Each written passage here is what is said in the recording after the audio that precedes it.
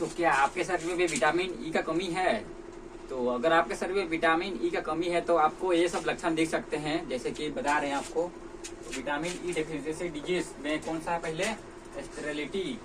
Sterility मतलब, इसका मतलब है sterility refer to the inability to produce offspring. मतलब यह वह कंडीशन है जिसमें कोई भी आदमी किसी बच्चे को जन्म देने का क्षमता खो देती है, मतलब जन्म ही नहीं होगा। Meaning can not conceive a child, मतलब वो बच्चा को जन्म देने का क्षमता उसमें नहीं रहेगा। जैसे कि इसमें देख रहे हैं, इसमें नो फर्टिलाइजेशन टेक प्लेस, मतलब इसमें बच्चा जैसे ओवम और स्पर्म का मिलन होता है उसके बाद ही फर्टिलाइजेशन होता है। तो इसमें ओवम और एग का फर्टिलाइजेशन नहीं होगा, जिसमें प्रॉब्लम किसमें आता है? एग में। जो फीमेल का एग होता है उसमें प्रॉब्लम आता है अगर ये स्टेरिलिटी होगा तो। उसके बाद और दूसरा में देखेंगे मस्कुलर डिस्ट्रोफी। अगर विटामिन ई का कमी है आपका शरीर में तो मस्कुलर डिस्ट्रोफी भी होगा। इसमें क्या है बता रहे हैं आपको, it is a group of disease that cause progressive weakness of muscles and loss of muscles मास।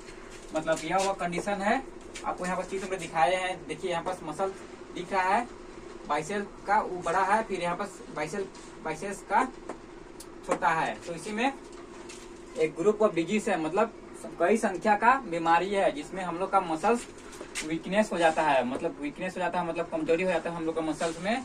और लॉस ऑफ मसल्स मास, जो मसल्स का वजन होता है मास, उसको उसमें कमी हो जाता है, तो इसी को बोलते हैं मस्कुलर डिस्ट्रोफी। उसके बाद हिमोलाइटिक एनीमिया। अगर विटामिन ई का कमी है तो आपको हिमोलाइटिक एनीमिया में क्या हो बता दे रहे हैं। It is a blood disorder, मतलब यह खून का एक बीमारी है। That occurs when red blood cells are destroy, मतलब वो कब उत्पन्न होता है? जब हम लोग का आरबीसी का लाइफ स्पेन होता है 120 दिन। जो हम लोग का खून का लाइफ स्पेन होता है ना, वो 120 दिन होता है। उसके पहले ही अगर वो मरना शुरू हो जाता है तो उसको बोलते हैं हिमोलाइटिक एनीमिया। तो destroy faster than the body can replace them, मतलब 120 दिन के पहले ही अगर हम लोग का आरबीसी जो ब्लड होता है वो अगर डिस्ट्रॉय हो जाएगा, मतलब वो मरना शुरू हो जाएगा, तो उसी को बोलते हैं हिमोलाइटिक एनीमिया। देखिए यहाँ पास नॉर्मल ब्लड सेल है तो ऐसा होता है। तो यहाँ पास 120 दिन के पहले ही वो क्या हो रहा है, देखिए टुकड़ा टुकड़ा हो जा रहा है, टुकड़ा टुकड़ा हो जा रहा है तो मर जा रहा है, तो इसी को बोलते हैं हिमोलाइटिक एनीमिया। और उसके बाद क्या होगा, अगर विटामिन ई का कमी होगा तो हमारे शरीर में तो क्या होगा, सबसे पहले है हेपेटिक नेक्रोसिस। तो हेपेटिक नेक्रोसिस किसको बोलते हैं? हेपेटिक मतलब होता है लीवर, जिसको बोलते हैं हिंदी में यकृत। नेक्रोसिस मतलब होता है जो लीवर का कोशिका होता है ना, वो मर जाता है। सेल डेथ बोलते हैं नेक्रोसिस का मतलब। तो it refers to the death of liver cell, मतलब क्या, तो हम लोग का यकृत में जो कोशिका रहता है उसका मृत्यु हो जाता है, उसी को बोलते हैं हेपेटिक नेक्रोसिस। किसके कारण होता है? Due to lack of oxygen, मतलब ऑक्सीजन के कारण होता है। जो हम लोग ऑक्सीजन लेते हैं तो हम लोग को लीवर में अच्छा से नहीं पहुंचता है, तो उससे हेपेटिक नेक्रोसिस होता है। जो हम लोग लीवर होता है ना, जो यकृत, उसका काम क्या होता है? मेटाबॉलिज्म। मेटाबॉलिज्म मतलब होता है break down of large particle into small particle. उसके बाद है डिजनरेशन ऑफ रीनल ट्यूब्यूल। जो रीनल ट्यूब्यूल होता है जो हम लोग का किडनी में होता है, हम लोग का 2 किडनी होता है, तो उसे हम रीनल ट्यूब्यूल जो किडनी में होता है, तो इसका काम जो इसका भी मतलब क्या हो जाएगा, इसका संख्या घट जाएगा रीनल ट्यूब्यूल का, और ये डैमेज हो जाएगा। तो यहाँ पर दिया गया है it refers to the damage and degradation of tubular cell. तब यहाँ पर देख रहा है आप लोगों को छोटा छोटा सेल, तो इसका में कमी आ जाएगा या फिर खराबी आ जाएगा उस सेल्स का, मतलब कोशिका का। तो जिसके कारण क्या होगा हम लोग को, that leads to acute renal failure. तो अगर हम लोग का क्या बोलते हैं, रीनल सेल्स का डिग्रेडेशन या फिर डैमेज हो जाएगा तो क्या होगा, एक्यूट रीनल फेलियर, मतलब हम लोग को जो निष्कासन सिस्टम होता है ना, जो किडनी को खराबी आ जाएगा, फिर हम लोग का यूरिन अच्छा से नहीं होगा। तो अगर क्या बोलते हैं, किडनी का फिर हम लोग का शरीर में क्या काम है रीनल ट्यूब्यूल का, तो यह क्या करता है, reabsorbing essential nutrient and water, मतलब वाटर और इसेंशियल न्यूट्रिशन जैसे कि फास्फोरस हो गया, सोडियम हो गया, पोटेशियम हो गया, यह सबको रीअब्जॉर्ब करता है।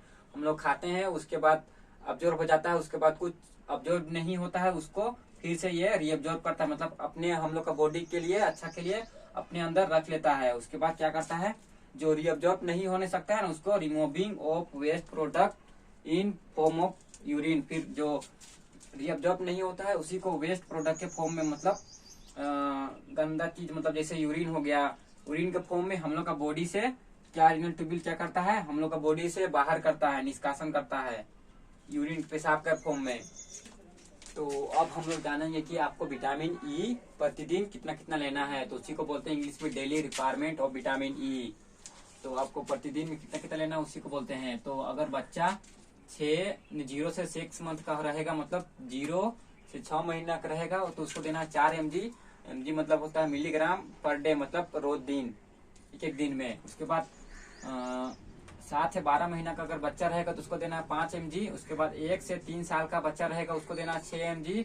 उसके बाद 4 से 8 ईयर का बच्चा रहेगा उसको 7 mg। mg मतलब होता है मिलीग्राम, आप कंफ्यूज नहीं होइएगा। उसके बाद 9 से 13 साल का बच्चा रहेगा तो उसको कितना देना है 11 mg। अगर 14 साल से ऊपर का कोई बच्चा रहेगा तो उसको देना है 15 mg। अगर इन प्रेगनेंसी, अगर महिला कोई प्रेग्नेंट है, मतलब वो गर्भ अवस्था में है, तो उसको देना है 15 mg। उसके बाद ई लैक्टेटिंग, अगर वो महिला गर्भ अवस्था से बच्चों को जन्म दे चुकी है, मतलब वो दूध पिला रही है अपने बच्चों को, तो उसको देना 19 mg। आपको हमेशा याद रखना है कि जो महिला बच्चे को दूध पिलाती है उसको ज्यादा देना रहता है कुछ भी चीज। अगर आपको विटामिन ई से रिलेटेड कोई बीमारी हो गया है तो उसको आप कैसे मैनेज करें, मतलब उसको आप कैसे सुधार कर सकते हैं। तो सबसे पहले डाइटरी चेंजेस, मतलब आपको खाने में जो आपका खाना है उसको चेंज कर सकते हैं। मतलब खाने में क्या क्या ले सकते हैं, increase intake of leaf vegetables, मतलब जो पत्तेदार हरा सब्जी होता है उसको खाना है। उसके बाद vitamin E supplement, vitamin E supplement लेना है, जैसे विटामिन ई का गोली आता है, सब ले सकते हैं। फिर मॉनिटरिंग, मतलब होता है कि आपको चेकअप करवाते रहना है, ब्लड टेस्ट महीने में करवा सकते हैं आप। इसके बाद इंजेक्शन लेना है, injection of vitamin E, vitamin E का इंजेक्शन ले सकते हैं आप। फिर अर्ली डायग्नोसिस एंड ट्रीटमेंट, आप फिर पता कर सकते हैं, उसके बाद डॉक्टर से सलाह ले सकते हैं। तो अगर आप सभी को मेरा वीडियो से कुछ सीख मिला होगा तो प्लीज सब्सक्राइब एंड कमेंट कर दीजिएगा। तो ठीक है।